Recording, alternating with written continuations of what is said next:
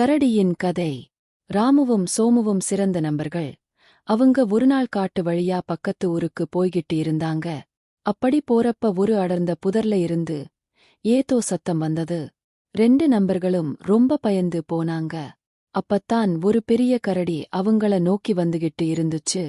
ராமு உடனே வேகமா ஓடி போய் ஒரு மரத்துல ஏறிக்கிட்டான். அவனுக்கு தன்னோட வந்த நண்பனை விட தன்னோட உயிர்தான் முக்கியமா இருந்துச்சு. அதனாலதான் சோமுவ அந்த கரடிகிட்டையே விட்டுட்டு ஓடிட்டான். இத பார்த்த சோமுவுக்கு அதிர்ச்சியா இருந்துச்சு. எனக்கு மரம் ஏற தெரியாதேன்னு இப்ப என்ன பண்றதுன்னு யோசிச்சான். அப்பத்தான் அவங்க தாத்தா சொன்னது ஞாபகத்துக்கு வந்துச்சு, கரடி செத்துப்போன எந்த பொருளையும் சீண்டாதுன்னு. உடனே சோமு மெதுவா கீழே படுத்துக்கிட்டு செத்தது மாதிரி நடிச்சான். கிட்ட வந்த அந்த கரடி மெதுவா அவனை மோந்து பார்த்துச்சு. எந்த அசைவும் இல்லாம இருந்த சோமுவ விட்டுட்டு அது பாட்டுக்கு போயிடுச்சு.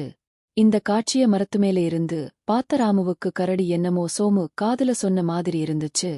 மெதுவா கீழே வந்த ராமு சோமுகிட்ட, அந்த கரடி உன் காதுல என்ன சொல்லுச்சுன்னு கேட்டான்.